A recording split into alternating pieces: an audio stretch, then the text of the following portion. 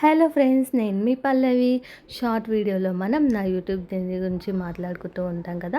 So ఈరోజు short వీడియోలో నాకైతే ఛానల్ మానిటైజేషన్ అవ్వడం, మనీ ఎర్న్ చేయడం కూడా స్టార్ట్ చేశాను అనమాట. ఫిబ్రవరిలో మానిటైజేషన్ అయ్యింది. మనం ఛానల్ మానిటైజేషన్ చేసుకోవడానికి ఎంత కష్టపడతామో, వీడియోస్ డైలీ అప్లోడ్ చేస్తామో అంతే కష్టపడుతూ మనం ఛానల్ మానిటైజేషన్ అయిన తర్వాత కూడా వీడియోస్ రెగ్యులర్గా పోస్ట్ చేస్తూ ఉండాలన్నమాట.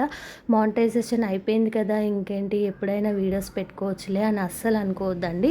రెగ్యులర్గా వీడియోస్ పెడుతూ ఉంటేనే వ్యూస్ పెరుగుతాయి, సబ్స్క్రైబర్స్ వస్తారు, అలాగే మనీ కూడా పెరుగుతూ వస్తుందన్నమాట.